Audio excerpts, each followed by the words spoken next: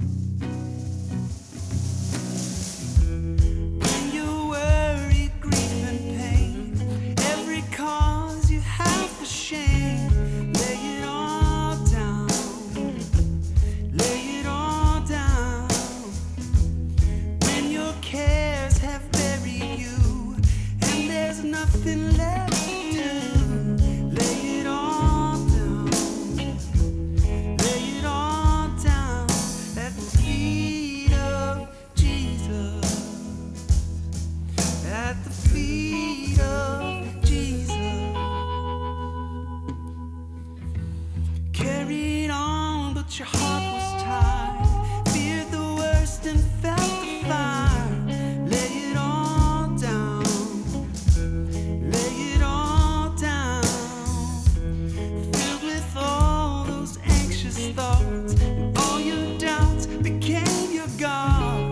Lay it all down, lay it all down at the feet of Jesus. At the feet of Jesus. Lay it all down, lay it all down, lay it all down, lay it all down. Lay it all down, lay it all down, lay it all down, lay it all down. Lay it all down, lay it all down, lay it all down, lay it all down. At the feet of Jesus. At the feet of Jesus. When we've given up on better days, there are memories we can't erase. Lay it all down, lay it all down. We've come to feel what we can't explain. There's nothing here to ease the pain. Lay it all down. Lay it all down at the feet of Jesus. At the feet of Jesus. Lay it all down, lay it all down, lay it all down, lay it all down. Lay it all down, lay it all down, lay it all down, lay it all down. Lay it all down, lay it all down, lay it all down, lay it all down at the feet of Jesus. At the feet of Jesus. At the feet of Jesus. At the feet of Jesus.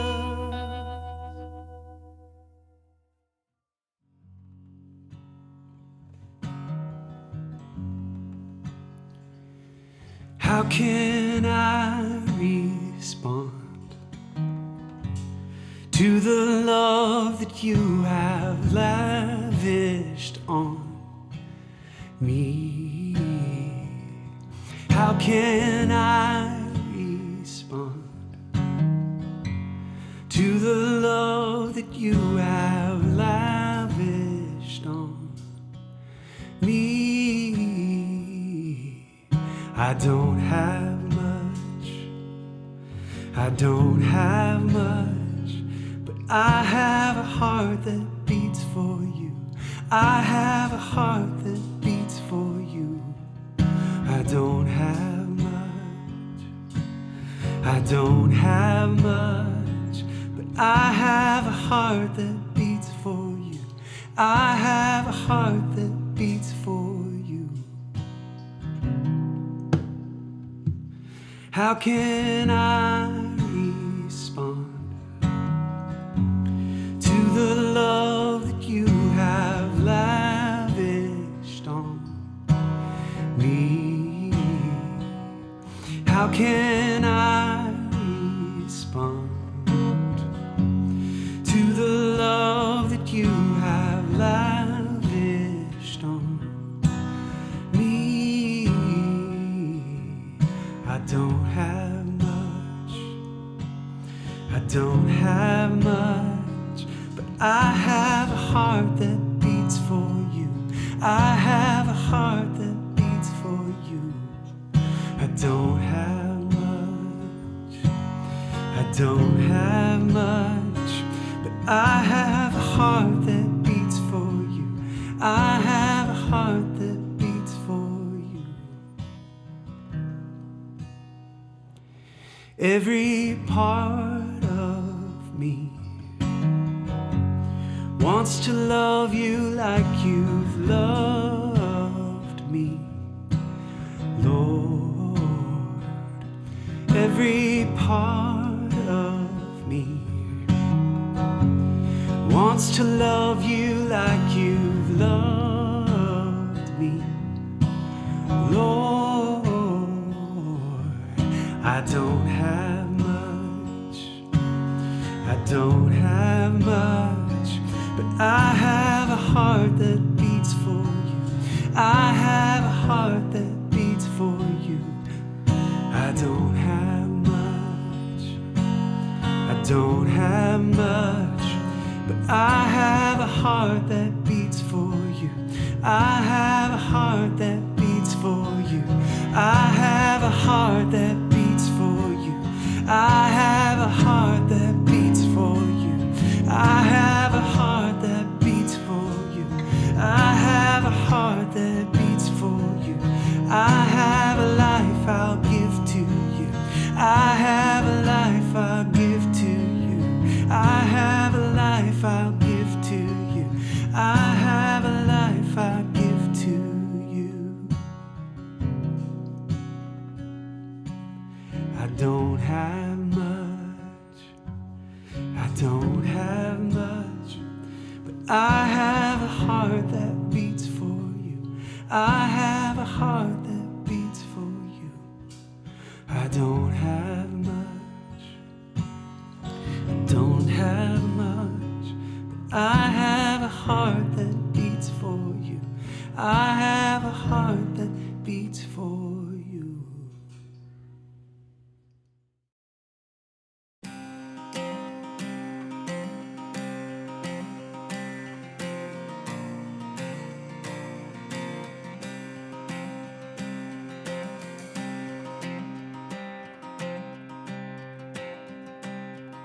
Who's God to me?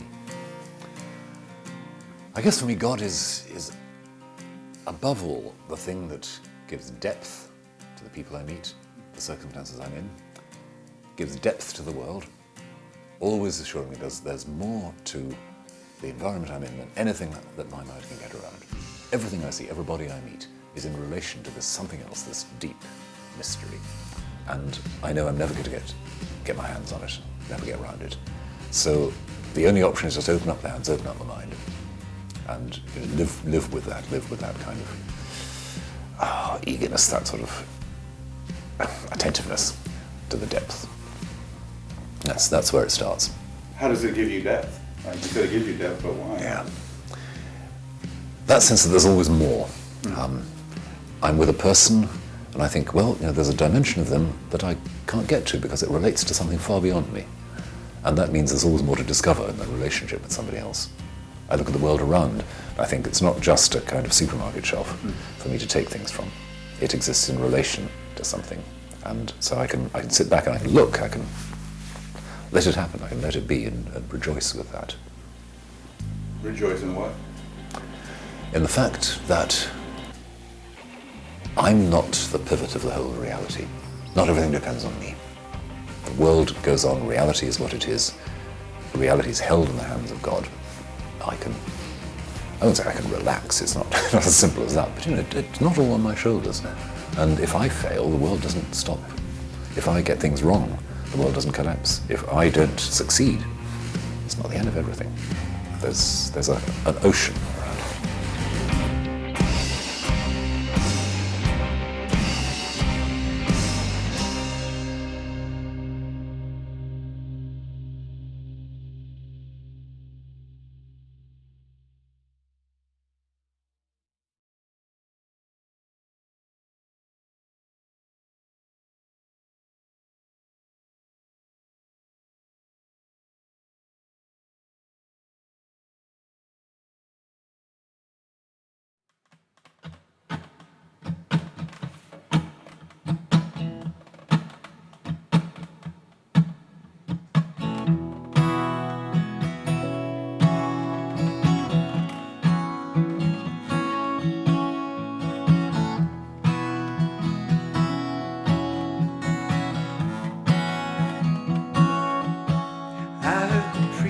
Speak the crooked creek, I heard the coyote howl. From deep in my bowels, I saw the trees slow dance in the neon wild. Ain't it crazy how I still feel like a child? I hear the sound of a new world being born, thrashing and crashing into form. I hear love in the distance calling my name, assuring me that everything is the same.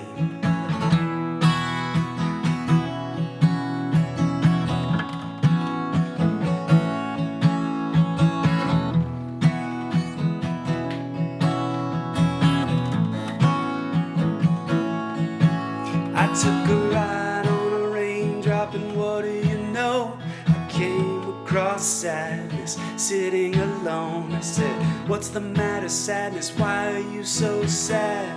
And sadness replied, that's just how I am. And there was laughter after the carousel, completing the circle as far as I could tell. And you could see where you're going without doing the math. If you're stepping in, you're probably on the path.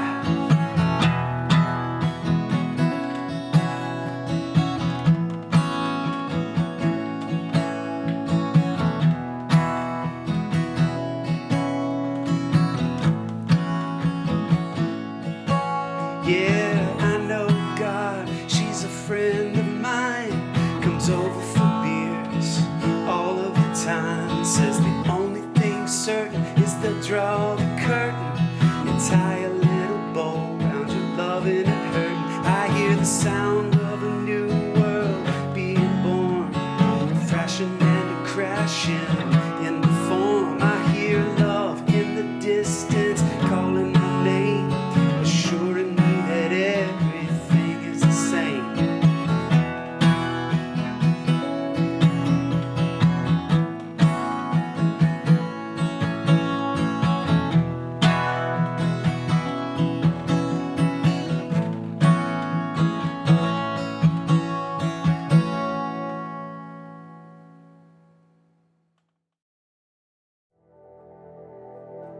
There are many ways we collaborate with each other to be the church we're called to be and to serve how we serve. And our contributing financially is one of the most important of those ways. If you want to help fund and sustain what we get to do together, go to crosspoint.org/contribute to see the many simple ways that you can do so. You can even text crosspointenc to 77977 to receive a link to get started now. Thank you for your partnership in the work we do together.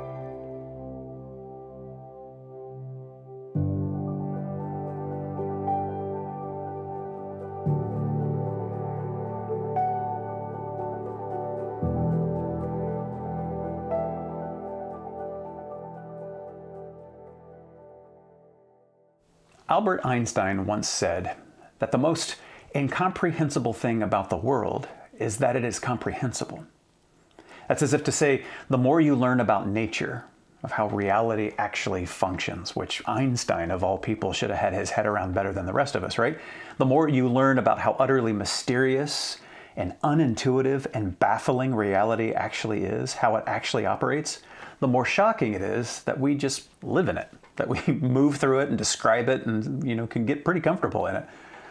Today, I sort of want to talk a bit about the world through this lens.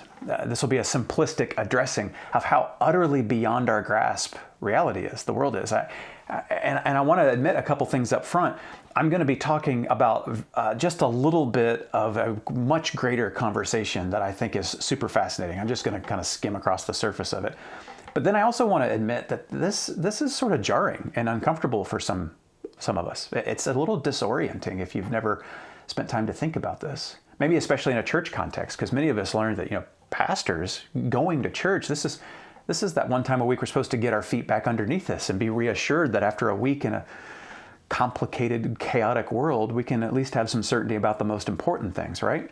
Well, I don't want to take that away from anybody, but I also believe that as people of truth, we should offer ourselves up to some fundamental disorientation here and there, if that's the price that truth requires. And I think that it is. And just as importantly, I have found that you can't learn and face the fundamental truths of reality, what's actually happening, or our limits to know what's actually happening and that we're alive in it. You can't really face all that and then also be narrow-minded and arrogant and dismissive. I have found that awestruck people, almost as dependably as a math equation, they become humbler, kinder people. So today, I want to talk briefly about some ideas that are so profoundly deep and complex that, all I can do is talk about them excitedly. That's all I'm equipped to do. So this is me talking about science more than teaching it, but the implications of just talking about it at this level, the implications on our lived lives, I think are profound. So here we go. Let's see what happens. Right now, I can reasonably assume that you are seeing me and or hearing me, or a digital representation of me. The electromagnetic field describes a field of force, both electric and magnetic, that's radiating energy all around us all the time. This electromagnetic radiation, it comes in waves, and those waves move differently. They move at different frequencies, which means how many waves go by per second, how frequently a wave goes by per second. And those waves of radiation have differing wavelengths, which literally is the length of one wave to another when you measure crest to crest. So our eyes can detect this radiation. That's what we mean when we say that we're seeing. We are seeing electromagnetic radiation, which is just mind-blowing. It's amazing.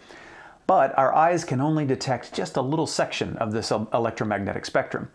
Only some of these waves from the part of the spectrum that we've named violet to red, because beyond that, ultraviolet and infrared and everything beyond, our eyes are blind. The radiation's still there. The whole rest of the spectrum is there. We just can't sense it. We might as well be blind to it. We are blind to it. But apparently, we don't need to see beyond this tiny little range in order to survive. This is enough. But not seeing it doesn't mean it's not there. There's way more happening than we can see. And that's an important thing to keep in mind. We say often, I can't see it, or I haven't seen it, so I don't believe it. That is often, most often, a statement about our limitations, not a statement about the reality outside of ourselves. This man's arm is veiled in a trash bag and therefore becomes hidden to our senses. I mean, we can sort of infer that it's there a little bit, but we can't actually see it. It's a trash bag. But his arm isn't hidden to other animals, like a pit viper who can sense or detect other parts of the electromagnetic spectrum, like infrared. A snake can see his arm. X-rays and gamma rays and microwaves and radio waves, these are all part of the spectrum, and we are not at all equipped to sense that it's there at all. We have no idea that it's happening. But within the range we can see, the range of violet to red, visible light, it's a real miracle. But we still don't have a very firm grip on it.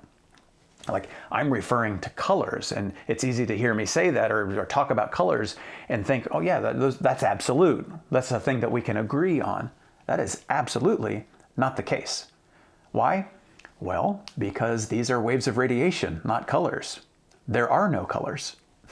There aren't colors until a brain interprets them as color. And our brains don't interpret these wavelengths the exact same way. Do you remember the controversy over the dress? I assume there's some of you that were from get-go, team black and blue dress. Others were like, no, that's a white and gold dress. If you see one, the idea that somebody else saw it another way, it seemed ridiculous. I mean, it's just lunacy. I'm looking right at the dress. How could you think it was whatever? I heard relationships ended over this picture of a dress. Well, here's the thing. The dress is black and blue. That's how it was made. And I assume some of you are at home cheering. But our brains, before you get too excited about that, our brains are interpreting colors, not just for themselves, because remember, the colors aren't out there. They don't become colors until they get in here. And they're not just interpreting the color of the object, but also the lighting around the object.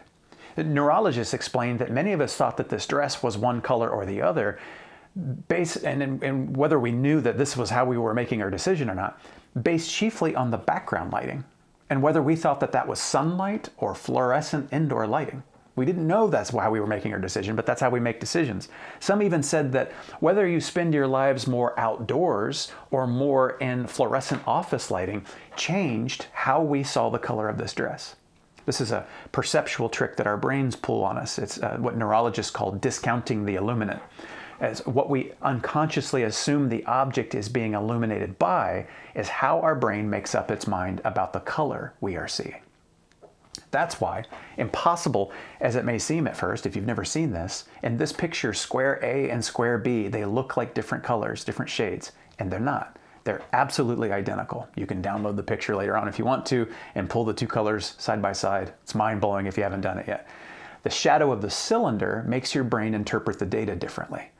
So your brain is making guesses based on a whole lot of information that isn't even just reading the electromagnetic spectrum, that part of it that's coming into your eyes.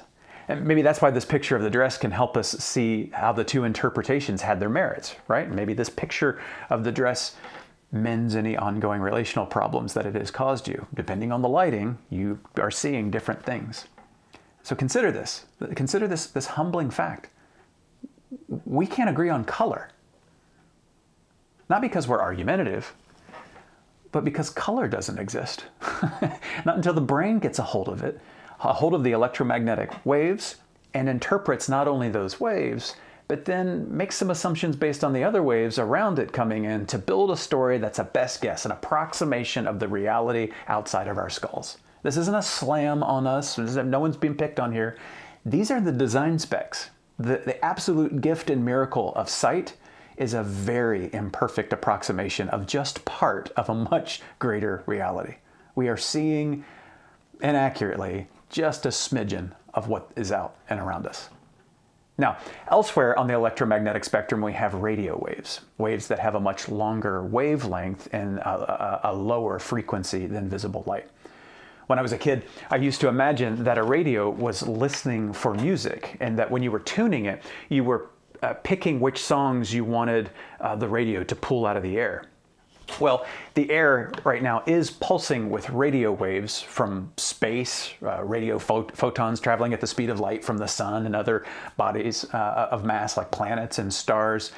But then also, closer to home, we've been making them for a while, for several years. AM/FM radio waves or mobile phone signals, RF technology, the remote control that you use to unlock your car, and Bluetooth and television carrier waves. We're not built to sense any of those.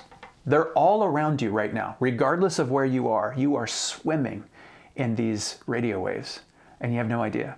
I mean, the sun was emitting radio waves long before we knew that it was happening, long before we named them radio waves. And yet, like the color blue or gold doesn't exist until our brain turns a small slice of the incomprehensible whole into the thing that we hope to agree is blue and gold. It's not really like there are songs or television shows in the air. There are no cell phone conversations in the air around your head. Instead, there's this breathtaking number of energetic vibrations, some of which can be detected and transformed. That's what the radio is doing. The radio has to catch a selection of electromagnetic waves that we're completely blind and deaf to with its antenna, and it translates those, it decodes those waves back into sound waves. And a sound wave, that simply changes in air pressure that your ear is sensitive to. And it's at that point at which your favorite music or talk show, or maybe your favorite pastor can be heard. But listen, even still, what has been decoded and is coming from the speaker isn't music. It's not sounds. There's no music or voice in the air, not on the way to the receiver, not after it's been decoded and comes out of the speaker. There's no voice or music in the air at any point, not even right now, around you. Not until you hear it, not till it goes in. You have to see it for it to become an image. You have to hear it for it to be a sound. It has to be converted from wriggling, vibrating energy that's swirling outside our heads all the time into sounds and images, which only happens inside our heads. It has to be taken consciously. And then even that only represents a not totally accurate interpretation of a small fraction of the whole incomprehensible reality that we're just sort of touching on one part of it today. So you and I are not simply observing an absolute reality as it comes through our eyes and ears and nose and on our fingertips. We are making moment-to-moment interpretations of a little bit of the data that we're built to read. And hear me, this doesn't mean so nothing exists, nothing is real. I'm not saying that. It simply means that you and I have virtually no idea what's going on. Relative to what's going on, you and I have almost no idea what's going on. You and I, my dear human siblings, my fellow glorious, precious, priceless bearers of the divine image, you're created to render just enough of the universe to enjoy and live with. Just a tiny, imperfectly interpreted sliver of all there actually is. A best guess on what's out there, courtesy of your brains. Brains that work like little wet 3-pound radios with several antennas stretched out in every direction, but with absolutely no capacity to do anything with most of reality except for the few stations that were built to tune into. So, in summary, to be a human being is to be built to not know most things. And we're not capable of learning those things. It's not stupidity. It's not a matter of education. I mean, who blames a radio for not being able to pick up and decode gamma rays or having any idea what soft means? You know, they do a good job with what they were made to do a good job with. So that's the first part. Almost total ignorance comes standard for the human model. The second part is pretty humbling too. And it's this. Life very much requires deceit. Consider, if you will, the bolus spider, who spins a line of web between two plants and then makes a web version of a bolus as a human web. I think there's South American somewhere. It's the cord that has the heavy beads on it. You swing it and you throw it and it gets tangled in the legs of the thing you're throwing it at, and then you catch your target. Well, a spider does this, has this sticky line hanging down from her little trapeze, and then she makes it and weights it with the sticky stuff on the web and then can swing it. And then it's at this point she releases a pheromone that's identical to the scent of a female moth that is ready to mate. So of course, the male moths in the area are like, oh, well, here comes a great evening.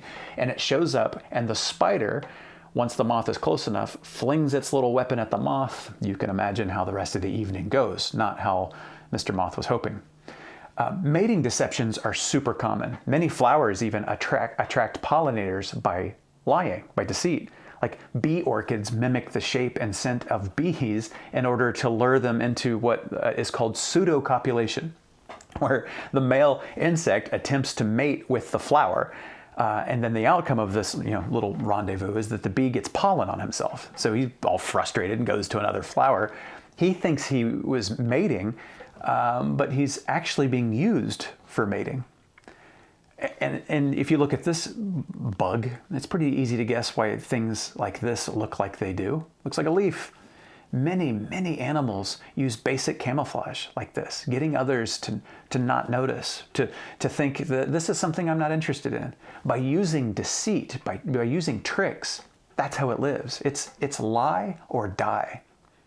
Here's one of my favorites, the fork-tailed drongo. This is a South African bird. It keeps itself around animals that work in groups and communities, and it exploits their dependence on warning calls when predators are nearby. I'll let David Attenborough take it from here. He spots an eagle on the hunt and sounds a warning. One that sends the meerkats gratefully scurrying to safety.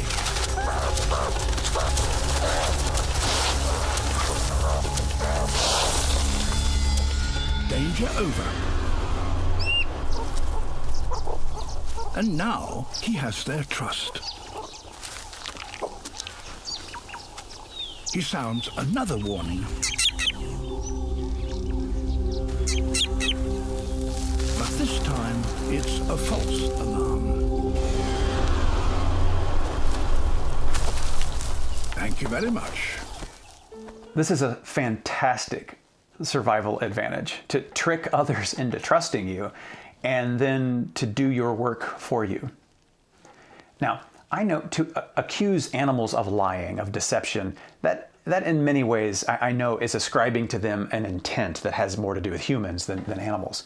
So intent is part of the conversation if we're going to use words like lying. But the bottom line is the natural world uses and depends on hiding and pretending and distracting and deceiving and sneaking and tricking and luring and confusing and impersonating, because that happens to be very often the best strategies for the animals in that context for them to survive. Well, humans do it too. And humans do it a lot, even though it generally has nothing to do with life or death. We knowingly say or represent things that aren't accurate when it feels necessary to do so. We knowingly exaggerate things, exaggerate about others to make others agree with us and maybe share in our strong feelings. We lie about ourselves one way or another if doing it will prove an advantage at work or in a relationship. We cut corners. We withhold the truth to protect others' feelings as well as our own feelings. I mean, all of us do this with loved ones.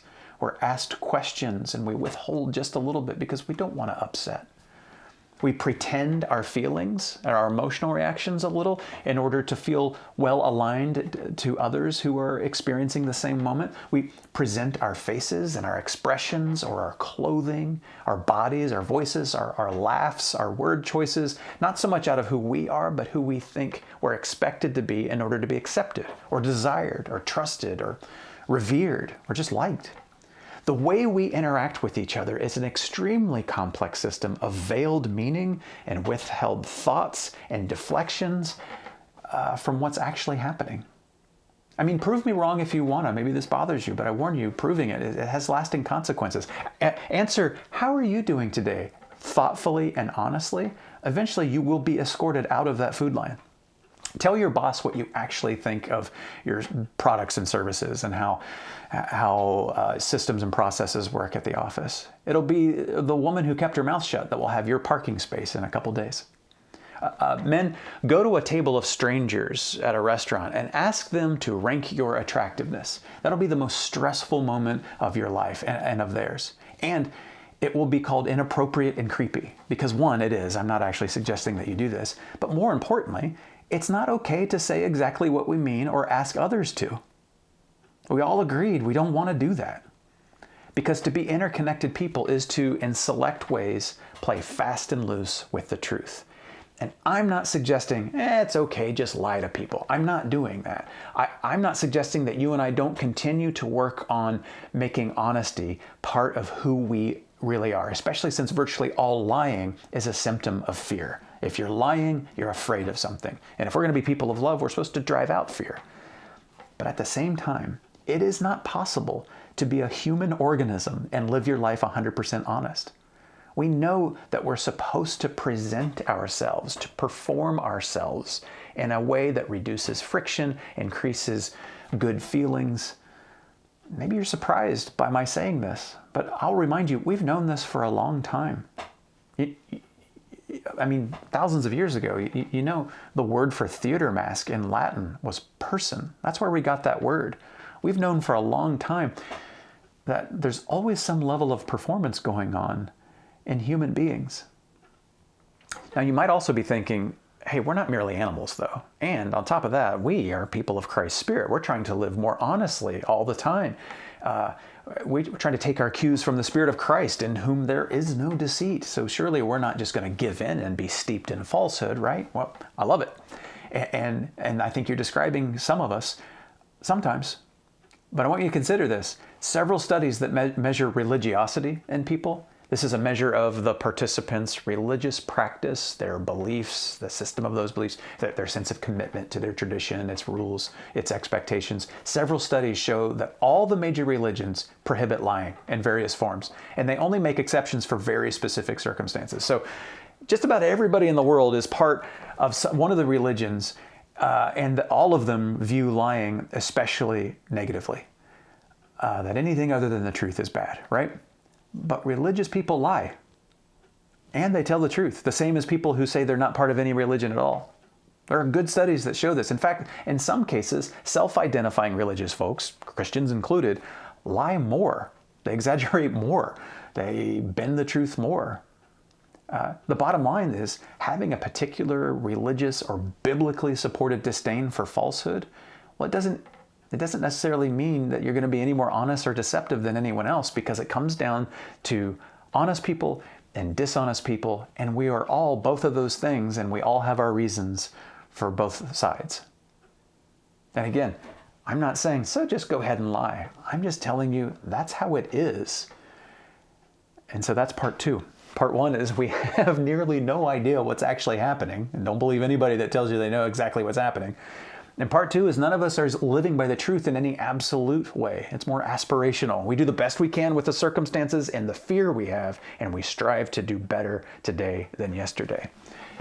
And so here's the final part, and I'm offering this part as the what to do with this, because there's probably 1,000 books and the 1,000 podcasts that we could all get into together. This is a huge topic, but what can we glean from it now? Well, here's some of the main things that I glean from this when I think about it. One, I don't get to be the authority on other people's lived experience.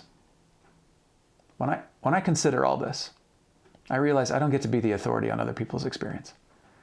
And I know this is so strange and alien for some of us to actually put into practice, because we are so used to, especially those of us who grew up in and around Christianity, we are so used to thinking of ourselves as loving and caring insofar as we speak into other people's experience of their lives to straighten it out when it needs to be straightened out. And there might be a place for this sometimes. I just think it's far more rare than many of us understand. Because with a sense of authority, many of us very comfortably invalidate other people's desires, their hopes, their conclusions, their wants, their attractions, whatever it is. Some of us would go so far as to say, I will not dignify who you say that you are, but I will declare that you're either deceived by the devil or mentally unwell because of love. That's my job to do that. To speak with authority on the experience of your interior world. With authority, some of us do that. With authority, some of us tell others that if they just augment their thinking, suppress parts of themselves, forget parts of their past, delete parts of themselves, change or bury parts of themselves, well, then they would be having the appropriate, absolutely appropriate lived experience. We tell them that the things that have happened to them or the things that haven't happened for them, that's the result of mismanaged belief, wrong ideas, wrong doctrine, poor interpretation of the truth, wrong understanding of the facts, misunderstanding their upbringing. It can have religious connotations. It can have any kind of connotations. That maybe you're just morally deficient. On and on and on. We speak with authority on someone else's lived experience. And for many of us, it's so strange to hear that we would question this. Even now, I know there are little alarm bells going off in some of our heads because, wait a minute, what is Jesus following and the truth without me having an exclusive and correct take on what we're supposed to be doing and thinking and believing? What is the gospel if not me telling you all the things you think wrong and do wrong, and here's what it means to think and do right? We who can only kind of see a splinter of reality through a blurry keyhole, playing authority over other people's lived experience. There's just no room for it. Now, I get that maybe there are times where parts of this approach make sense to actually be helpful, maybe when it's requested. here's one, a 5-year-old sobbing at 1 a.m. because there's a werewolf in their closet. We'd be totally right, I'd say, to turn on the lights and tell them gently there are no such things as werewolves. But maybe that's the point. It makes sense when it's a child you're raising. And many of us, we've gone through life like we're supposed to be raising everybody, like we're the world's uniquely informed parents because we follow Christ. That's why a message like this seems really important to me, my friends. My father used to say, well, we can't find our rear end with both hands and a flashlight. And once we come to understand that, the sense of authority that we would have over other people's lived experience and their perspectives, having authority over that, it dries up really quickly. Others are the authority on their lived experience. They are the ones living in their context with their keyhole and their limited take of the incomprehensible whole. It's their mind, it's their perception, it's their body, it's their set of habits and techniques that they use to get through life as they understand it. It's their circumstances that they're existing in where they have been oppressed or wounded, traumatized, or whatever it is. The call is to come listen rather than to dismiss or blame or explain away based on some sense that you know better than they do. Love and wisdom demand that we defer to the expertise of others being others and to get involved or get out of the way accordingly. And this leads me to a second thing I think that we can put into action with this. I'll put it this way. Humility suggests that I get it. Now, I don't think anymore about humility as a goal. I don't think it's something that we try to go achieve. I think it's a symptom. And so when I talk about humility, what I'm actually talking about is a symptom of remaining aware of how jaw-droppingly unfathomable the universe and the world and other people and God are, and how hilariously deficient our words and thoughts and ideas and beliefs are at representing the realities behind those words and thoughts and beliefs. Like the person who says before they have children, look, raising children isn't difficult. And then they have children.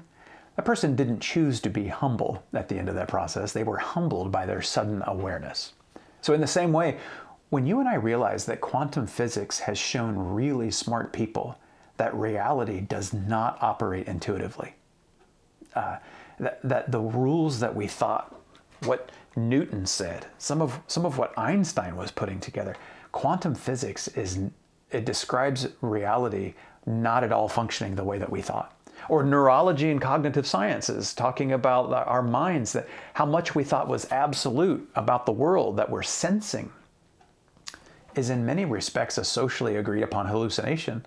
How we're all living on a sliver of the total data and very much filling in countless perceptual gaps. It's happening right now. The things we're not actually seeing or hearing or sensing, our brain very creatively just fills in all the gaps in that moment so that the world feels coherent and continuous. We don't choose to be humble when we learn about all of this. We're just simply humbled by our awareness of it. But then, very importantly, so what do we do with the truth? Or is it that we become so humble that truth doesn't matter anymore? That there's just all claims to truth go away? Because we can't give up on truth, right? I mean, we're seeing in the world right now, a lot of people gave up on truth, and it's toxic. It can be deadly. So we can't give up on truth, right? The Bible writers really prized truth consistently, right? So it's helpful to remember that in New Testament Greek, the word translated truth is the Greek word aletheia, and it's a very simple word. It just means uncover or unveil. So the truth, biblically speaking, isn't an idea that I slide across the table for you to agree with or disagree with, and then we'll see what the consequences are. Truth, aletheia, more fundamentally means what's underneath the thing. What's the thing under the thing? And we can only get to that with quiet, with a student's heart rather than a teacher's. We can only get to that if we work together rather than hierarchically. With openness and wisdom, we can get to what's under.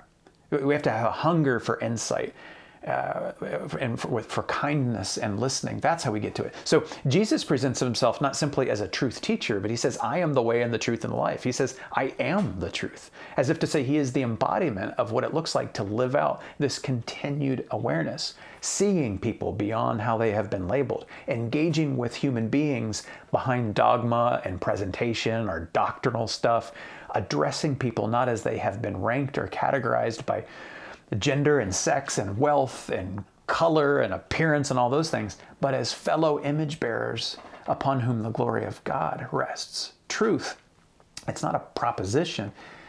It's in large part what it means to have an ongoing interest in what else is going on beyond the surface. And this leads me to a final point. Drop the labels. That's one of my big takeaways. Drop the labels.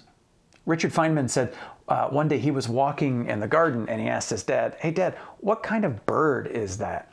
And his dad said, that is a brown-throated thrush. And then his dad said brown-throated thrush in a bunch of different languages. And then he looks at young Richard Feynman and he said, now you know absolutely nothing about the bird except the name. Because a label closes the mind. It pretends to answer the question. It pretends to satisfy wonder with an illusion of knowledge. That's what a label does. It's a trick. She's a Democrat. He's a drunk. I'm over-emotional. You know, some of us, we can't stand to work or interact with certain others. And the reason is, well, it's because he's creepy or she's annoying. And so every time they come around, you get creeped out or annoyed because you're interacting with a label. The label is dictating reality to you. By dropping labels, the conscious effort of dropping labels, we're asking, well, what else might this person be under that, under the label that has been affixed to them by myself or by my society, by others? What else are they? Author David Dart, he says this beautifully. He says, when I label someone, I no longer have to deal with them thoughtfully. I don't have to feel overwhelmed by the fact of their complexity, the lives they live, the dreams they have. There's hardly any action quite so easy, so utterly unimaginative as the affixing of a label. Curiosity might just be a way of describing a loving, intelligent person. Because we want to make up our minds as fast as we can so we can have a decision finalized and then we can move on to something else. We can put that to rest. But that labeling willfully ignores how fundamentally ignorant we are of the world and of other people. It pretends to be knowledge so we can move on. Curiosity counters that. It keeps us open where labels and judgments close us. Curiosity keeps us open where fixed beliefs close things. And by the way, this might be why the God-given curiosity of a child is so annoying to us. You know, why do dogs wag their tails? Why don't cats wag their tails? Do dogs eat mice? How do ducks float? Why are trees green? Why is it a pair of underwear but one bra? I think their questions can be annoying to us because they're so simple, which reminds us, oh, I haven't really thought that through. I just put a label on it as, you know, interesting or important or whatever and moved on. And we confuse labels and moving on with knowing. This is why it's important that you and I be reminded of our absolute, hilarious, uncomfortable, but inevitable ignorance about everything. It's just a matter of how much. Because that reminder can reignite curiosity, where before we only had answers, or labels, or judgments, or beliefs, or a verdict. Those things get confused with knowing things. Being reminded of how incomprehensible everything and everyone is brings us back to curiosity, reminds us that we often don't know what we're talking about because we're not built to. Curiosity, which in real time is, for most of it, it's just questions, or we want to make declarations. Just sincere, not rhetorical, sincere questions to question what we think we know when we're presented with someone's life or someone's ideas or whatever it is. It's simply one voice in our head gently reminding the other confident voice, hey, your conclusion about this or about this person, I know it seems true because it's been in your head for a long time. There's no way you could know that. Maybe ask more questions. In fact, maybe don't talk, just listen, open and curious. It's one voice saying to the other part of us, hey, There's an infinity of experience and perception in front of you right now that you're trying to just make up your mind and be done with. Be really careful about how well you think you have this person figured out. Don't think that because you've seen them a lot in your life, that you've seen them. Loving, open curiosity. The best case I can make for it is it's putting the golden rule into effect in a really easy way, because I bet that's what you want. You want someone to, you don't want them to label you or assume things about you as much as you just want them to listen, to maybe show interest in what you're interested in, to be interested in what you think, to be interested in what you've been through and how you came to be the person you are or are still becoming now, how you're experiencing this incredible, incomprehensible gift of life. That's what you want, and that's what I want. And so, in light of all this, what do? We drop the labels, and we don't necessarily try to be humble. We just stay aware, and humility will come with it. That's what it is to be a person of truth. And we don't try to be the authority over really anything other than our own experience of this incredible life. And so I will close with a benediction and a prayer. God, you who are not contained in that title, or contained in whatever idea habitually pops into our heads when we hear that title. You who are beyond explanation and comprehension, you who we are incapable of making direct or precise reference to, you who can only be spoken of in metaphor and simile and parable, you who, if we saw you as you actually are, would have less to say, not more. We would have less comprehension, not more. God of the cosmos, which buzzes and vibrates with energy and motion and by laws that we only barely understand and probably never will fully comprehend. God who made us and who makes us as unfathomably complex, glorious, independent and interdependent expressions of both creation and creator. God, we thank you for this life. It's stunning. And for unending awe. And we thank you for the simplicity of purpose we have in this life to love. For all we can never know or understand, we thank you that kindness and love are within our capacity to get right. And so may we go forth awestruck and curious to get love and kindness right. Amen.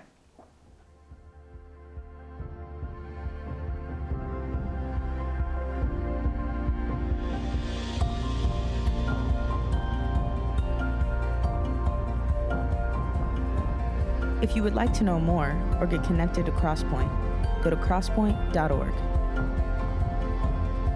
If you're in need of care or assistance, go to crosspoint.org/care. And welcome home.